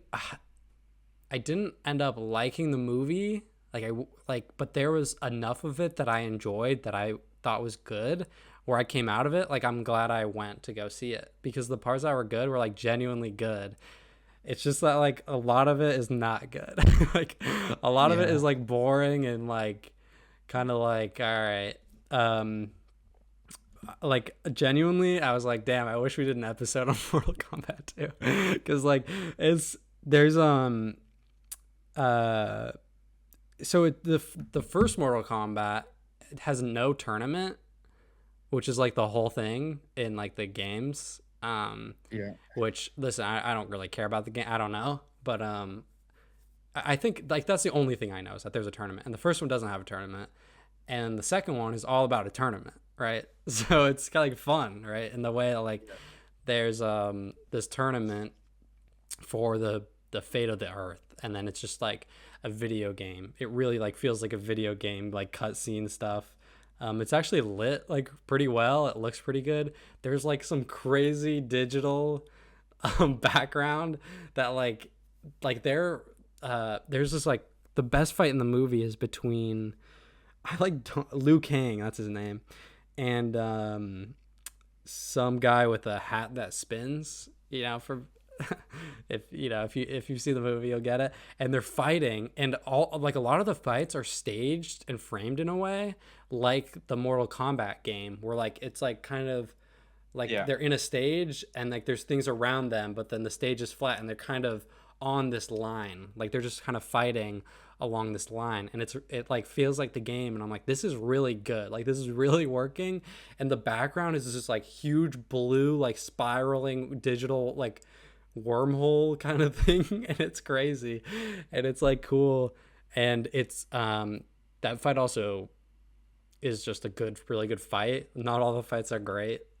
They're Yeah. kind of like they're enjoyable enough for me. Like I think they're fine, but you know, um, You should watch the Super Mario Galaxy movie then, because they did oh the same brother, thing. oh brother. And then Johnny Carl Urban plays Johnny Cage, and he's just like whatever. I don't really like him. And then yeah, there's like a scary bad guy in it, who's cool. There's like yeah, it's cool stuff. Bad writing, a lot like a lot of bad writing. Where like no character is really interesting Yeah. or written about, and there's like a lot of characters, and it's kind of a mess. But I recommend it. uh, yeah, Yeah, then bro. then Obsession, and then Opus. So yeah, I guess we'll get into reviewing what we recommended each other last week. You want Yeah. to start? So Hit me with the sacred fig. so I actually thought I was gonna love this movie and I didn't. I think there's a lot of just bullshit in it that I think is just like ridiculous. Um, the major thing is like, so the plot point of the thing is that there's a father who like gets a promotion, right? And like he can't tell his family what he does, but all he can tell them is that it's a high end job in the regime, Mm-hmm. and he can't really tell them, and there's a lot of rules placed on them, like you can't like bring your friends around and all this stuff. It becomes strict for them, so it's like they get a bigger house that they wanted, but then it's also like they get a lot of downside like the kids do. And then also there's like a political unrest in Tehran, which is the capital of Iran, where there's like a movement against hijabs and people are getting killed for not wearing their hijab or whatever. And all that's like all good and dandy. And then like the plot actually begins. I loved everything that happens before the plot, Right. like setting it up, and actually takes almost an hour and a half to set Yeah, up the yeah. plot. I was gonna say it's not just like the 20-minute intro. Yeah. There's And it's a then long movie. the plot happens about an hour and a half in, where the father's gun disappears and he starts getting hella Right. paranoid. Right. And his whole thing is that if he doesn't check in his gun with his company, then he'll lose his job and get arrested for 3 years. And so what he's doing is he's suspecting his family, because you literally see him in the scene. He sits down, he puts his gun in the drawer, and then he wakes up in the morning and it's gone. So Right. it's almost like a who done it movie Right. at that point, which I think is cool. It's all cool Okay. until the fucking bullshit happens where they're digging around the house, no one can find it, and then there's like this there's like all this paranoia plot where like his information gets leaked and they have to go to a different house, and on the way to the house like his mask slips and these grocery store clerks see that it's him and they start following him and filming him, and it's like this car chasing scene. All that's cool, right? Until you get to the absolute, it's like one of the worst things I've seen in a movie this good, where it's just completely turned me off, where they stop the people that were following him, like it's this car chase scene, he's like getting them off the road, and they stop in the middle and they Right. get out of the car, and the girls recording him, and I'm like, this feels so American, first of all, where it's like, I have you on camera, I have you on Right. camera type of shit. And he's holding out a gun looking at them, and he's like, get the fuck. And then you go into the car with the two daughters in the back seat of the car, right? And the youngest daughter, Sana, goes, or they see him with the gun, and the older sister is like, "Oh, he found the gun." She goes, "No, he didn't." And the younger daughter shows that she has the fucking gun, and I'm just like, "Are you fucking kidding me?" All this bullshit because you didn't give your dad's gun back. Well, Yeah, no, no, no. okay. I understand the whole political thing of it, that his dad is a bad person and he's part of a bad Right. regime and she's trying to go against him, but it just feels so stupid, and it almost turns the villain that the father is into like an understood character where I'm just like, okay, so there's this What? interesting, no, listen, there's this interesting review I read that completely gave me my thing, and I screenshotted this shit because I wonder It's what got you think of this. receipts. I have receipts.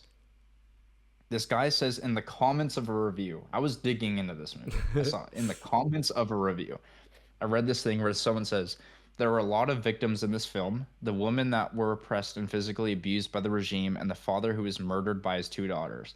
Spoiler alert, the kids fucking murder their father. It's like this shining. It's like people are saying like the last 30 minutes is like a horror film. Whatever. It's not a horror film. It's like thrilling, but it's not like scare. It's not scary, and he's doing all this weird stuff by like I locking them mean, in, and the younger daughter's going out in the cold, and she's like about to die. And the, I think the whole dilemma of it is just it just feels stupid and like undeserved in a way, where it feels almost separate from the story that they're telling. And then they do this thing where it's like trying to get at your heartstrings, where it starts showing all these film footages of like on phones of what people are going through in Tehran. I understand that. I understand that's bad, but it just feels so disconnected from like the the ending of the film. I'm just like, bro, okay, whatever. I don't So they agree, say he but I want to says know this. the daughters that were living in the high life, sitting around living in a house rent free, provided by a hard-working and loving father, and somehow they had the nerve to think they should steal from him, lie to him, ruin his career, and ultimately murder him as a way of sticking it to the face of a larger authoritarian regime. Which I actually agree with because I don't think his father is the problem in this situation. I think it's the overall regime. I think they're all in this bubble or whatever. And I think it's just like I don't think the father is the problem here. I think it's the government, and I agree the government's bad. I agree the hijab thing is bad, and this is why in my review I said religion is scary. I think religion is fucked up, especially in these Middle Eastern countries where it like uses as a way Eh, to like also here. put these people in a put these people in a bubble. Like for example, there's a scene where the father's driving and he sees a woman without hair and he looks like the most horrified, or without a hijab, and he looks like the most horrified he's ever been. He talks about um I do think it's I think the whole thing of like women not wearing he mentioned something about they're naked, like walking around naked. If Yeah, they walk yeah. around a hijab, they're walking around naked. I think that whole that's obviously like a whole like political, it's a mesh between political and religious ideologies, especially in that country and most of the Middle East. That's like their ideology, and it's like been years and years of just they've always lived with the jobs, right? And it's like about the new revolution of like us women want freedom Yeah, and we yeah. don't want to wear her jobs, and I agree with that. I think that's cool and all. I just think the way that the seed of a sacred fig is dealing with the themes is like doing it in a roundabout way, where I'm just like I would prefer it if it was more direct to the actual issue, and I mean, it kind of derails from the whole hijab thing completely into this mystery who done it thriller murder thing that I'm like it just doesn't fit well. I think it would be cool in its own movie, but it doesn't fit well in the thing. Also, it does not. I also think this is actually something I saw as well that I completely agree with is you relate someone like the director of this movie to Panhani, right? Jafar has a voice and he can make a movie thoroughly interesting while putting political messages in it subtly. Think about It Was Just an Accident. It Was Just an Accident has like sat with do you me think for that a was long subtle? time. What do you mean?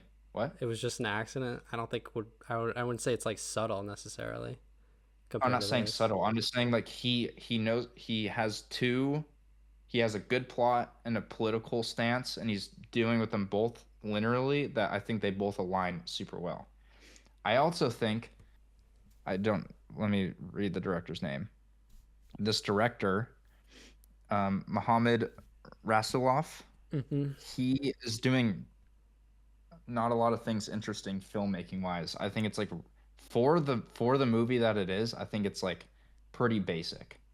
I think there's a lot of more interesting things he could have done. It feels like a regular old movie. Like I didn't see any like auteurism from this guy, or I'm not like, oh, this is his singular voice. Whereas like Jafar, whenever I watch his movies, as much as I don't like love them, I can see a particular style and like framing wise and what he's doing with the characters and the acting wise.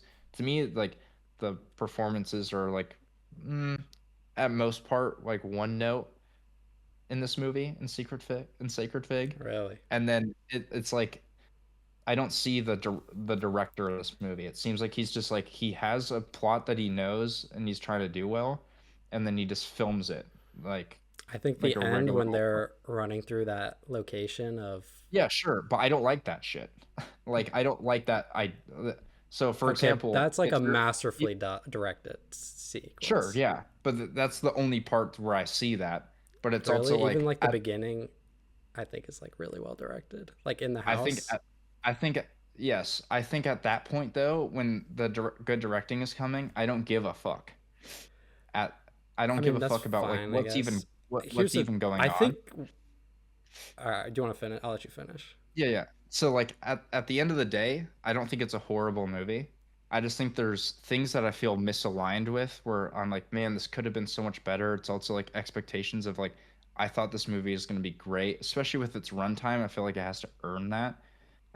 I don't like, especially with the payoff or the setup of the hour and a half, which I loved, and then with the payoff I got, I was like, I would have loved it to be not become like this thriller thing with the family. I would have liked it to just be more simple.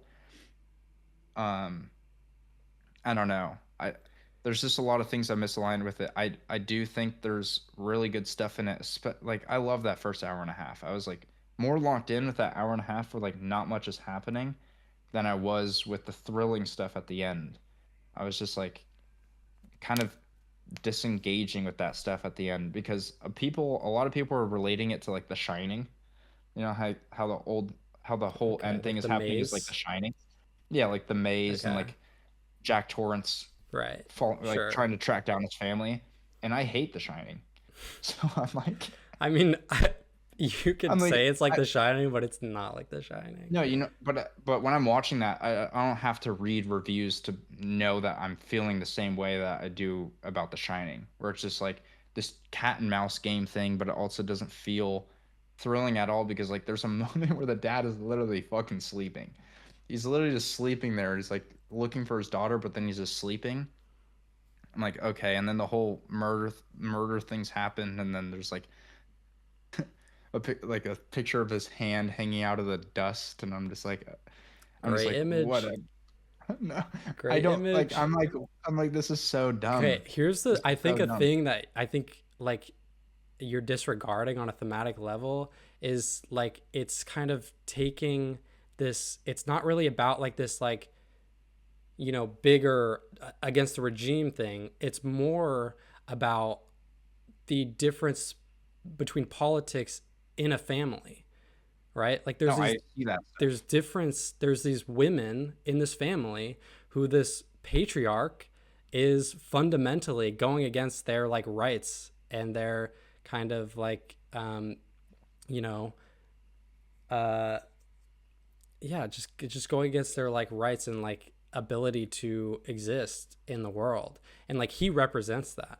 So I think that when all this thrilling stuff is happening or like when they're rebelling, it's all because of like as like a reaction to that, not necessarily like, oh, this isn't how to solve the regime. It's like, yeah, this is an interesting dynamic between like how do you go about if your dad is literally like running this government that is fundamentally oppressing, your ability to exist in the world as a woman, right? Like I think that in itself is like fascinating, and it also kind of, you could take the American stance where like, what if you're like, oftentimes as men are like against like abortion or something like that, which is like going Sure. against like the autonomy of a woman. Like that's like a real thing that happens that like, maybe is more relatable to like us in America, right? Which is just like there's all, or just in general, like on a basis of like you're on this side of the political spectrum, but you have a family member that's on this side. Like, can you get along? Like how do you deal with that? What are the dynamics within that? Like that's like the angle that like I take with it. And then it's also like Yeah. he's running it. Like he's the guy. Like he's big in this system. Okay, so this is what I'll say. I agree with you with the political things. And when I was watching it, I was like, okay, I can see like my grandma in this, where like me and my grandma have a lot of like political differences, and it's like hard to talk politics at the dinner table, right? Because then like Right. stuff starts, like emotions start flying. And that's why I love the first hour and a half, because I think that's when it's so cool, when it's like, like But I you think know that their father, no, listen, okay, yeah. they know that the father are there. But I also have to talk about the key difference between the mother and the daughters. The mother is almost completely fine with all this shit, Yeah. like her husband being with this, right? But then she becomes part of the thing at the end, right? I understand the daughters like rebelling and all this stuff. Like they obviously have like a completely different perspective, and the mother is almost like on the father's side with talking, like when they're talking at night. Yeah. She's like, you need to talk to the daughters, and like you need to implement what you think that they should believe in their Yeah. minds. This is why I love the first hour and a half, because it's setting up this really cool, palpable thing within a family. And I loved how like humanistic and surreal it felt in the environment of this house. And then as soon as you leave this house and this whole big scheme of things, I understand the implications of what it's supposed to be meant, but it's almost like a metaphor for what the first half is setting up. And I'm just like, I would have loved it to just be one way or the other, where it's just like the payoff can be similar to the setup in a way, where it doesn't have to feel disconnected in that, in like thematically and in a genre stance. Like I feel like it almost switches up genre, where the first half feels Like a you don't lot like that like it goes it was this into kind of this like serious more thriller. action vibe. Yeah, I don't You think wish it that's was the just way to pay like, off. dude, my computer is going crazy. Sorry. I think that's I think yeah, I would have preferred it to be like it solved within the house. You know what I mean? Within the house, within the political stuff. Maybe the father gets in trouble for doing the thing, and then he goes to jail for 3 years. Like there's more interesting stuff that happens with that. I don't think like the Oh, whole, like him chasing them down and then them killing him after he's doing this whole rampage thing, where I kind of feel like in the whole rampage thing, he's kind of fucking valid. Like he seems valid no, I in don't think in so that at all. stance. No, I I think think he's it's valid like, because he's gonna lose his job. He's gonna go to jail for 3 years. Sorry. And there's also a funny thing that happens when they're at this vacation house, when they're doing this, like they're going away, right? Where they're kind of like, he's like, we need to repair our family, right? And they're yeah, sitting down all night, and then he all of a sudden takes a switch and he locks them in a room and he says, I know one of you is a liar. Come get me when you found the liar, right, right? And the sisters know who has the fucking gun. It's Sana. Sana's the one that's lying, right? And then they knock on the door when no one says anything, and then the mother starts to take the blame, right. right? She starts recording, and then Sana's just sitting there, and I'm like, what the fuck are you doing? You're just letting your mom take the blame. Your mom's gonna get in a lot of shit for this, right? But And then the older sister takes the blame for the mom, yeah, and then she sits down. I'm like, Sana's pissing me off at this point. no, but that's like interesting. She's sitting there pretty. I'm To me, that's like there's stuff like that where it's just like dumb decisions That's by like the a person. As youngest kid, and then these like older women, like the women are like being the responsible ones in the movie, like who like know I what's know, right, but like and are, like I think like fundamentally they understand that like he is the problem, right? Even like the mom at that point is starting to switch, right? And like where like I don't agree with the idea that like he's justifiable because he's going to lose his job, because I think it's under the implication that what he's doing is really horrible. And I'm not saying to me it's justified. I'm saying him and his actions are justified to him. Like I understand why he's acting like that in the scenario. Like if sure, let's yeah, take it out of the political stance or the sure, but it's what's more geographical important stance. I think is what does the movie think, like what is the movie like approaching this as. Yeah, sure. I agree. I think I think it's a good metaphor. I just don't like when it's metaphorical when the setup is so blunt in that way. Where I I'm think just it's still like, man, I would metaphorical as a setup, as like interpersonal kind of I know, but it like feels in the more like family lived politics. in that moment where they're Yeah, living in that it's environment. more And real. then they kind of leave that environment and then it kind of becomes a familiar metaphor within the family and it's also relating to the setup of the first half. I don't know. It must be my difference between the first and second half, you know? Yeah, I mean there Like is my definitely like it really like it. I mean it's still it's pretty thrilling in the home, like in like the it's I agree, thrilling, but it which is why just it's it cool. ramps and ramps and it just like doesn't Yeah. stop. I think my this is my same opinion with Japan, which also won the Palme d'Or in like 2015. Japan is also exactly like that, where like the whole setup is kind of like that, and then it becomes this terrorist plot thing, and it starts going crazy where buildings are on fire, and I'm just like, what the fuck? But I like this movie more than Japan, Well, so it's just like, I guess it's like for me, I think the like the set pieces and like everything is done so well, and I'm like so into the like the action and everything, and all of the action is kind of so reliant on like all of their dynamics to each other. Like when the the mom is takes the blame, or like like he's hunting this certain, and then like they're like helping each other, like the women are helping each other, in the face of like this man who's literally hunting them, which is kind of an like um like an obvious metaphor, but not in a bad yeah, way. But this is something that someone said that maybe will make you understand my perspective a little more, where it says, it is perhaps a little too much to build a 3-hour movie around 80 minutes explaining the current situation, which is the part I liked, in Iran, and then building a 90-minute metaphor for the things you just explained.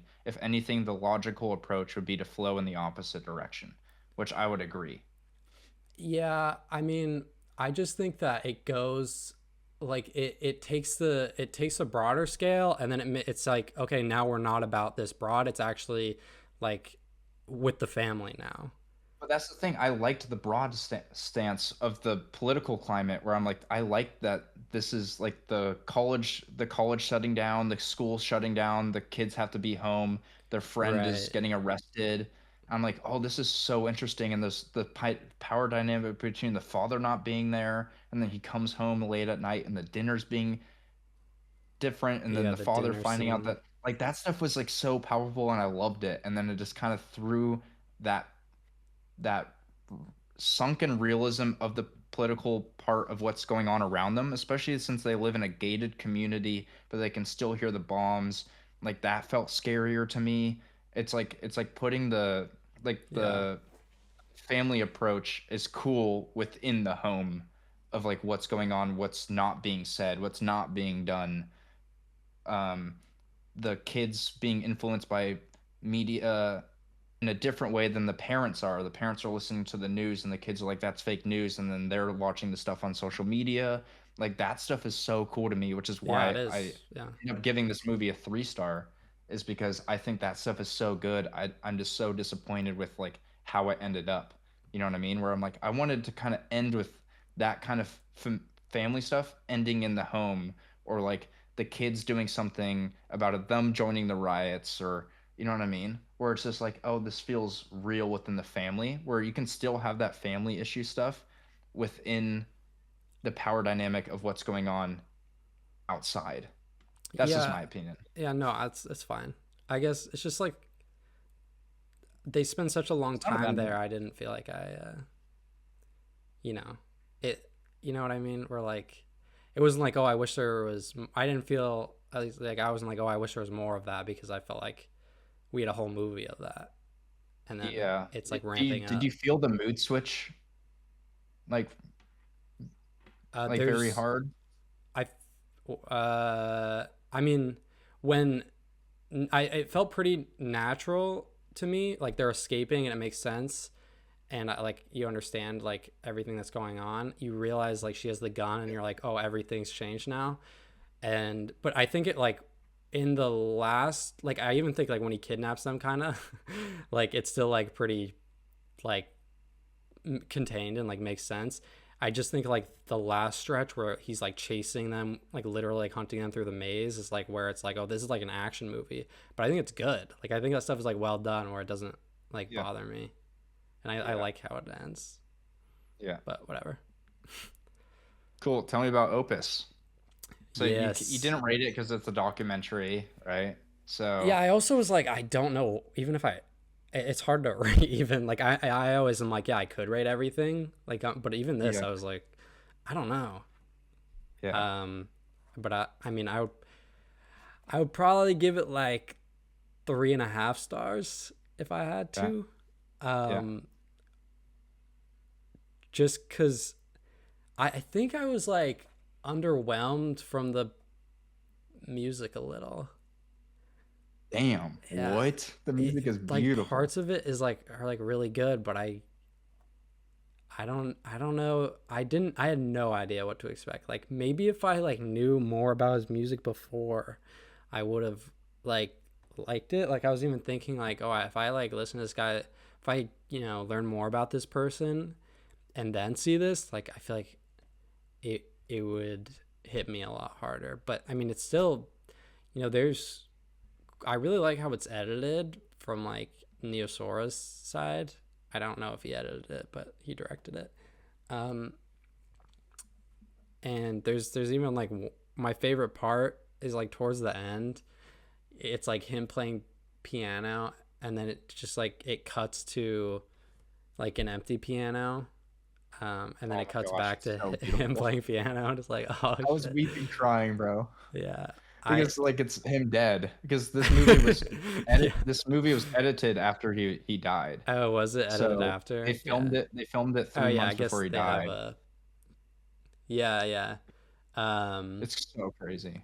yeah, I like it wasn't like that didn't hit me until a lot later, which I guess like that's probably what they were doing, but like I was just kind of like the first half I was just kind of like okay, like it's chill. Like it's chill. It's like I'm not super vibing with like the music as much as I wish I was like instantly pulled in, right? Like in this like big Yeah, way. Not that I yeah, don't like it. Like I think it's good. I I have nothing like bad to say about like it's good. Like and it's very impressive and I really like his body language and the way and his facial expressions and the way he's like breathing. You can hear him like breathing slightly and I like it. It really just comes down to like it didn't like have this yeah, profound, sweep me off my feet kind of way that I really wanted it to. yeah, And that's kind of all like, it's like with this kind of thing, it's like, yeah. I It's mean, hard. I wasn't close to crying, but I was like, oh, that's very like sweet in some moments. Like, wow, that's really like, you know, like, so, There's a moment in the middle where he's like playing a song and he stops. yes, He's like, that's right. I can't do this. He's like, I Yeah, can't do it's too this. hard or It's too something. hard because I think what makes it palpable to me, death is very interesting. It's like my biggest fear and shit. And so it's like seeing someone looking back at their entire career, playing their biggest hits from their entire career, right? Knowing that he's dying and he's putting his all into this performance. I think it's the relation between the music that he's playing, how he's playing it, and the person who's playing it. Like, and Yeah, at the stage of his life. Like, this is a dying man who had to quit shows before this. This is the last performance he ever did. And it's for his son, which is also makes it so much more sad. He's like doing this for his son, and his son's directing it. I can't imagine Neosaur's face behind the camera, directing this. There's yeah, also a shot with the light behind him where yes, it goes Neosaur's dark. face kind of moves, and it's like this. It kind of feels like a sun, or like Yeah, yeah, yeah. it It feels like goes a like glimpse from dark in that heaven. moment, and then there's just that one like light on him. And it feels like heaven, and it felt to me like someone was playing from after they're dead. It's Hmm. like it felt like someone Yeah, playing from heaven, and he's like, "This is what I want to be remembered for." And you could see his yeah, wrinkly, like there's so many close-ups of his wrinkly hands and yeah. That's my the way, favorite the way part. he's playing so gracefully, and he kind of gets into his own music, and it's you can see it's soothing to him, like it's like kind of therapy to him, and it's just like, man. Well, And also there's I some think compositions of songs I'm just like, fuck. I think an interesting element too is like when he messes up and he's like, let's like I need to take a break. It's really hard.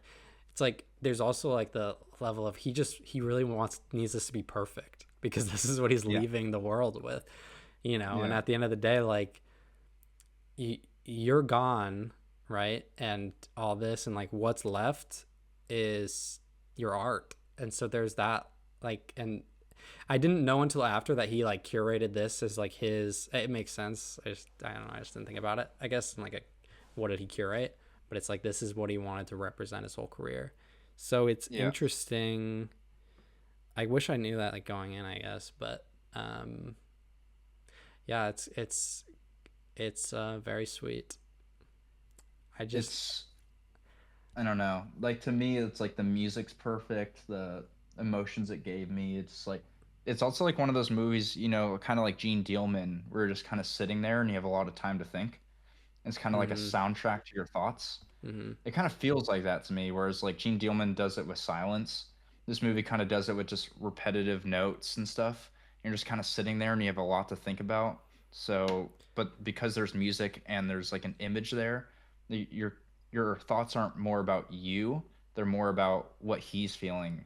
And I started Yeah, like diving into his emotions and then like how I would feel if I was doing this, and it's just like, man, I would be so proud if I was doing this shit. Like this is and it's also so well shot, first of all.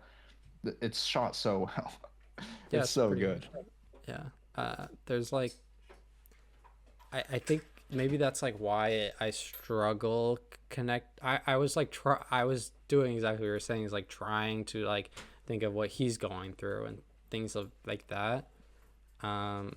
But I was kind of struggling with really getting a lot past like what we've been talking about like on just the level of it's his last thing. Like the music wasn't sparking enough in me. It's like I was like trying and it just wasn't doing that and like thinking of John Dielman as like maybe it's because it's sound versus like image Yeah. more.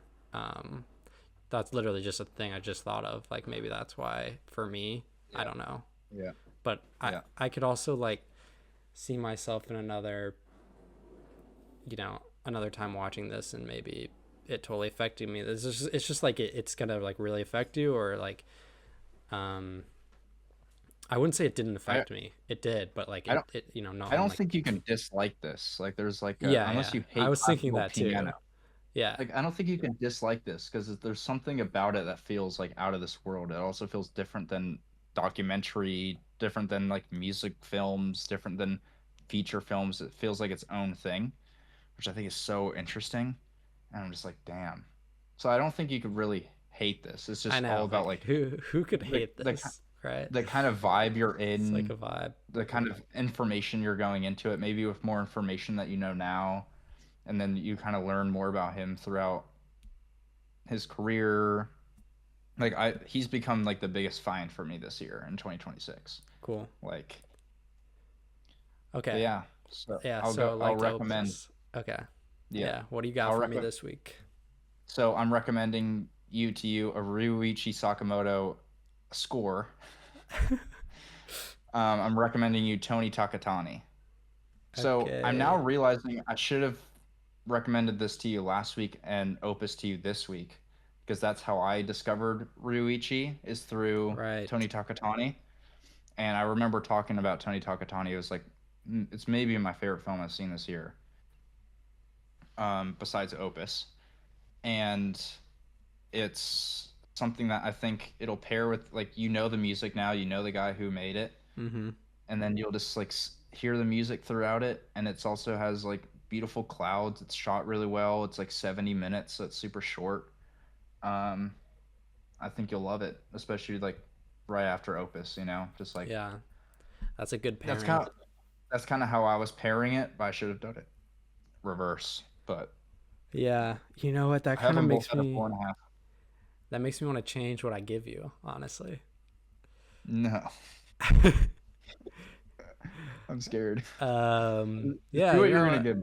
Fuck it. I'm gonna give you uh I know you didn't like Seed of Sacred Fig, but I was like, um, it's another Iranian film that I think you like this filmmaker. Yeah, you do. I'm gonna give you About Ellie, Okay. which is a pretty notable, I think, film in like just Iranian cinema. It's like one of the ones you have Yeah. to see. Um, and it's interesting and it's good. It definitely lingered with I don't love it, but it definitely like lingered with me, and it's Are interesting. you big? Are you big on a separation? No, but I like it. But you are, Separation's peak. so It's I think so you'll like good. it. Yeah. Yeah. No. Cool. Yeah, just because now you paired something, so I'm like, okay, shit, I'll pair this. I wanted to recommend this to you anyway, so uh, Cool. yeah, Cool. I'm excited. Well, guys, this was episode 14 of the Watchlist podcast. We talked about obsession. We did a longer discussion on Seed of a Sacred Fig because we had a lot of comments on that. But hopefully, you guys enjoy this episode. Let us know what you think about obsession, of course, like I already said. Any recommendations for us that you guys want to watch is always noted. Follow us on Letterbox if you haven't already. Our Letterbox things are right below where we're at. And of course, like subscribe, all that stuff to our TikTok, Instagram, Spotify. yeah. All right. Thanks for listening. Bye. Yeah, thanks, guys.